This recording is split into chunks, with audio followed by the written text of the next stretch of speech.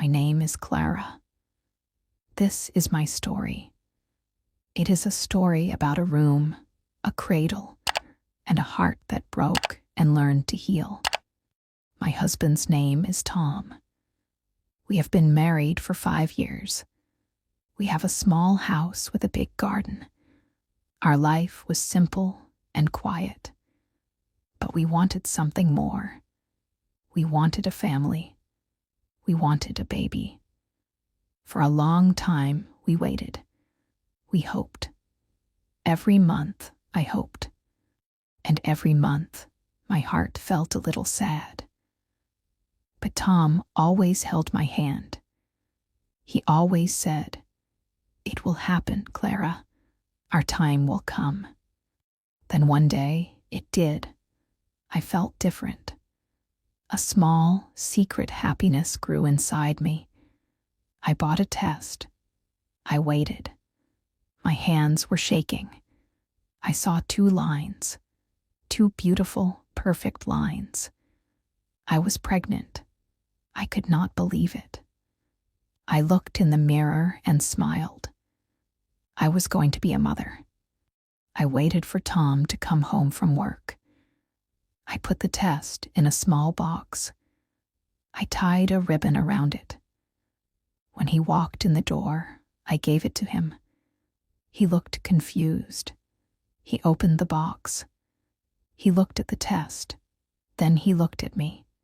His eyes were wide. "Clara, is this real?" he asked. His voice was soft, like a whisper. I nodded. I could not speak. My heart was too full. Tears of joy ran down my face. Tom hugged me so tightly. He lifted me up and spun me around in our little living room. We were laughing and crying at the same time. That night, we sat on the sofa and talked for hours. We talked about names. We talked about the future. Our simple, quiet life was about to become full of noise and love. We were so ready. The next few weeks were magical. I felt a new kind of love, a love for someone I had never met. I talked to my baby all the time. I would put my hand on my stomach and say, "Hello in there. I am your mommy, your daddy, and I love you so much." Tom would come and put his hand next to mine. He would sing silly songs. Our house was filled with hope. We told our parents. My mother cried. She hugged me and said, "You will be a wonderful mother, Clara." Tom's father smiled his big, warm smile. He said, "Our family is growing." Everyone was happy for us. It felt like the world was celebrating with us. We had a small room in our house. It was just an extra room. It was full of old boxes and things we didn't use. One day, Tom stood at the door and said, "This will be the nursery." I smiled. "Yes," I said, "it will be the perfect nursery." So we started.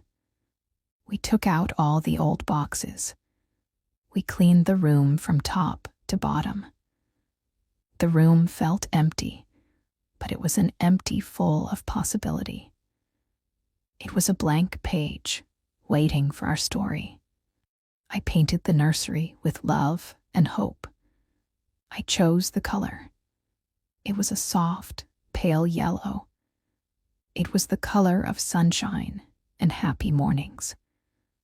Tom helped me. He was not a good painter. He got more paint on himself than on the walls. We laughed so much. We had paint on our noses and in our hair. But the room looked beautiful. It looked bright and warm. It felt like the happiest room in the world. Then we started to fill it. We bought a soft, white rug. We put up shelves for books. I bought little storybooks. I imagined reading them to my baby every night. I bought tiny clothes, tiny socks, tiny hats, tiny sweaters. They were so small. It was hard to believe a person could be so little. I folded them carefully and put them in the new dresser. And then we found the cradle. It was in an old antique shop. It was made of dark, smooth wood.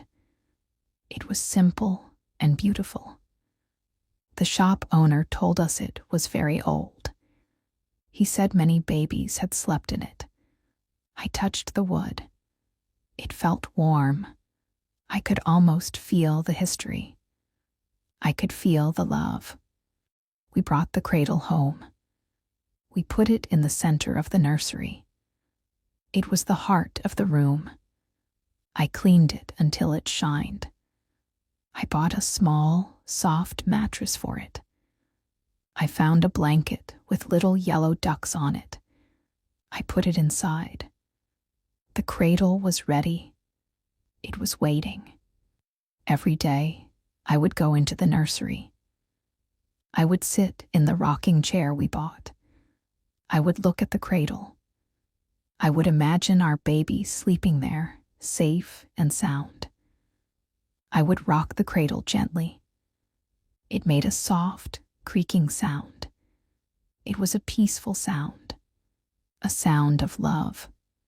The weeks passed. My belly grew. I could feel the baby move. It was like a little flutter, a secret message just for me. Tom would press his ear to my stomach. He would wait and wait. Then he would smile. "I felt it," he would say. "I felt our baby." We went to the doctor for our checkups. Everything was perfect. The doctor would listen to the baby's heartbeat. It was a strong, fast sound. Thump, thump, thump, thump. It was the best music I had ever heard. The doctor smiled and said, "Your baby is very healthy." We were so relieved. We were so happy. Our next appointment was a special one. We were going to see our baby on the screen. We were going to see if it was a boy or a girl. We did not care. We just wanted to see our child. I was so excited. I could not sleep the night before. We went to the doctor's office. I lay down on the table. Tom held my hand. The room was dark. The doctor put the cold gel on my stomach. She moved the small wand around. The screen was gray and fuzzy. We waited. I held my breath. The doctor was quiet. She moved the wand again and again. The silence in the room was heavy. My heart started to beat faster, but not with excitement, with fear. Something was wrong. I looked at Tom. His face was pale.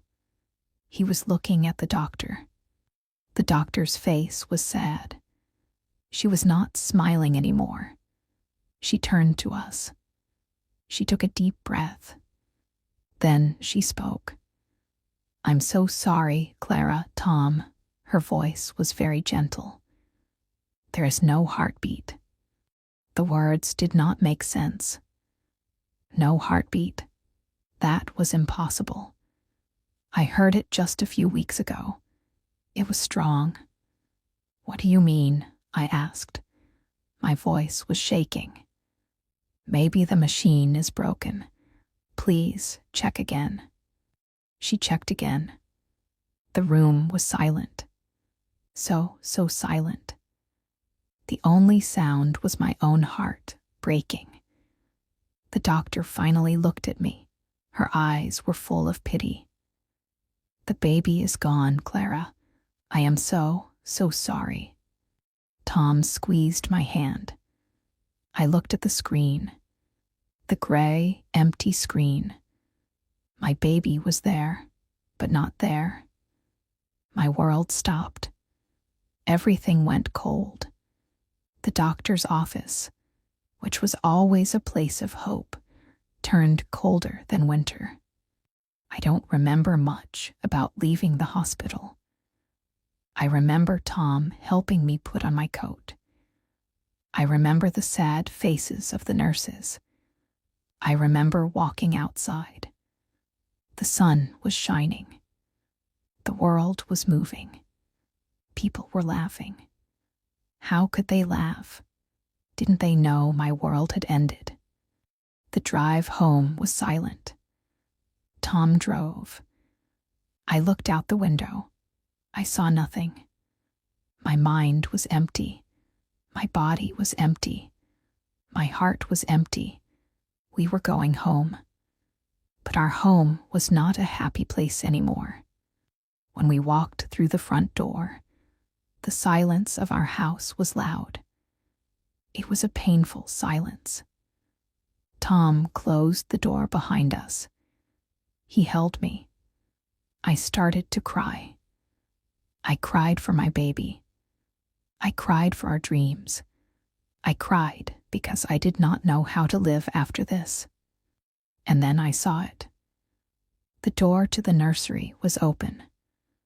The soft yellow light from the room spilled into the hallway. The happy yellow walls, the little duck blanket, and the cradle, the empty cradle. I couldn't breathe. I turned away. I could not look at it. "Close the door, Tom," I whispered. "Please, close the door." He went and gently shut the door. The yellow light was gone, but I could still see it in my mind. The room of hope was now a room of pain. The cradle was not just waiting anymore. It was empty, and it would stay empty. The days after that were a blur. I stayed in bed.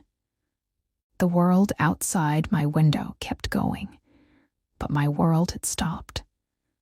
My body healed, but my heart did not.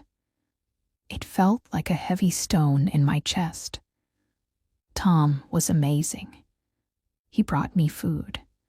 He sat with me. He held my hand when I cried.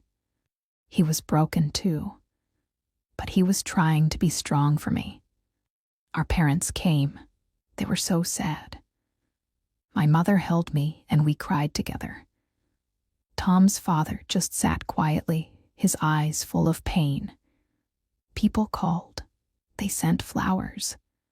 They said, "I'm sorry for your loss." They said, "You are young. You can try again." I know they wanted to help, but their words hurt. Try again. How could I try again? I didn't want another baby. I wanted my baby. The baby I loved. The baby I lost. The hardest part was the house. Everything reminded me of our lost hope. The books on our shelf about pregnancy. The little pair of baby shoes someone gave us. And the closed door, the door to the nursery. It was always there. A silent reminder of what we didn't have. I never opened it. I could not. Just thinking about that room made my chest hurt. Tom asked me one day, "Clara, what should we do with the nursery?" I shook my head. "I don't know," I said. "I can't think about it. Not yet." So the door stayed closed. Weeks turned into months. I started to get out of bed. I started to eat. I even started to smile sometimes. But it was a sad smile. I felt like a ghost in my own life. I would see mothers with their babies in the park. I would see pregnant women in the grocery store. A sharp pain would go through my heart every time. I felt so alone. Tom went back to work. He tried to make our life normal again. We would watch movies. We would eat dinner together. But there was always a sadness between us, an unspoken grief. He was grieving too, but in a different way. He was quiet. He kept his pain inside. Sometimes, I felt like we were miles apart, even when we were sitting in the same room. One evening, I was in the kitchen washing dishes. I was looking out the window at our garden. It was messy. The flowers were dying. We had not taken care of it since before. I just stood there, watching a single red rose droop its head. And I started to cry. Not loud, just silent tears. Tom came in. He saw me. He didn't say anything. He just came and stood behind me and put his arms around me. I leaned back against him. "I miss our baby so much, Tom," I whispered. His arms tightened around me. And then I felt something wet on my shoulder. He was crying too. He had been so strong for so long. But now, he was letting his sadness out. We stood there for a long time, holding each other and crying together. And in that moment, I didn't feel so alone anymore. We were in this together. We were broken, but we were broken together. That night, we talked. We really talked for the first time in months. We talked about our baby. We decided to give her a name. We called her Lily. It was a beautiful name for our beautiful, tiny girl who we never got to meet. Saying her name out loud made her feel more real. It made our love for her feel more real. Our grief was not just for a dream. It was for a person. Our daughter, Lily. The next day, I went out into the garden. It was a mess. There were weeds everywhere. The soil was dry. I found my gardening gloves. I started to pull the weeds. It was hard work. My hands got dirty. I worked for hours. I pulled every weed. I dug up the dry soil. I felt tired, but it was a good kind of tired. For the first time in a long time, my mind was quiet. I was just focused on the earth, on my hands in the dirt. I started to spend every day in the garden. I bought new seeds. I planted them carefully. I watered them. I watched them. It was slow. For a long time, nothing happened. But I was patient. I tended to my garden every single day. My neighbor was an older woman named Alina. She had a beautiful garden full of colorful flowers. She would sometimes see me from her yard. She would wave and smile. One day, she came over to my fence. "Your garden is starting to look lovely, Clara," she said. Her voice was kind. "Thank you," I said. "I'm trying." She looked at me for a moment. Her eyes were very wise. "Gardening is good for the soul," she said. "Sometimes, you have to clear away the old and dead things to make space for new life to grow." Her words stayed with me. That's what I was doing. I was clearing away the sadness to make space for something new. Slowly, very slowly, things started to grow. Tiny green shoots pushed through the soil.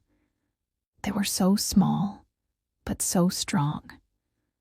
I felt a little spark of joy. Life was coming back to my garden. And maybe, just maybe, it was coming back to me too. One sunny afternoon, I was sitting in my garden. The flowers were blooming. There were red roses, yellow daisies, and purple lavender. It smelled wonderful. I felt a sense of peace.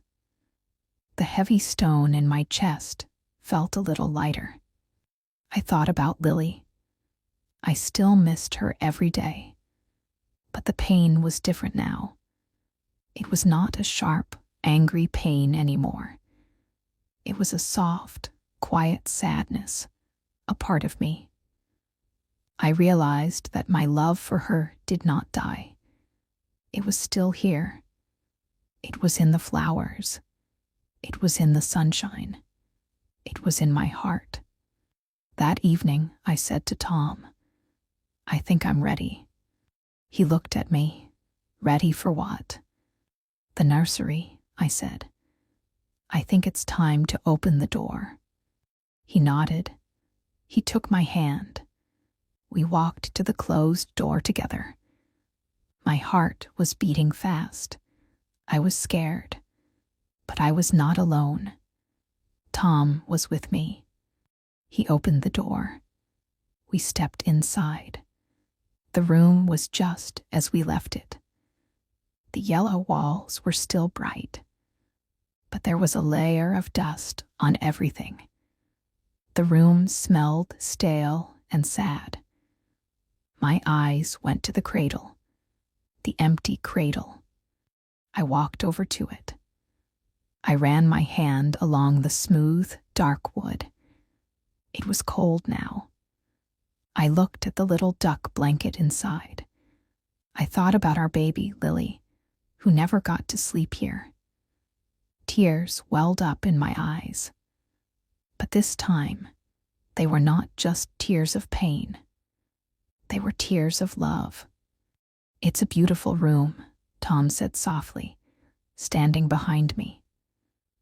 "We made it with so much love." "Yes, we did," I said. "The love is still here. It didn't go away." We stood in the room for a long time. We didn't know what to do. Should we paint it a different color? Should we sell everything? It felt wrong to just erase it. It felt wrong to pretend it never happened. Then I had an idea. "What if we give it away?" I said. Tom looked at me. "Give it away?" "Yes," I said, "all of it. The cradle, the clothes, the toys. What if we give them to a family who needs them? A family who is waiting for their baby." Tom was quiet for a moment. Then he smiled. A real, warm smile. The kind of smile I hadn't seen in a long time. "That's a beautiful idea, Clara." So that's what we did. It was not easy. Packing up all those tiny clothes was hard. Each little sock, each little hat was a reminder of our dream. But as we packed, we talked. We talked about Lily. We imagined what she would have been like. We cried a little. We laughed a little. We were not packing away our sadness. We were sharing our love. We found a charity that helped new mothers who didn't have much money. We took all the boxes there. The woman who ran the charity was so grateful. She said, "You have no idea how much this will help someone."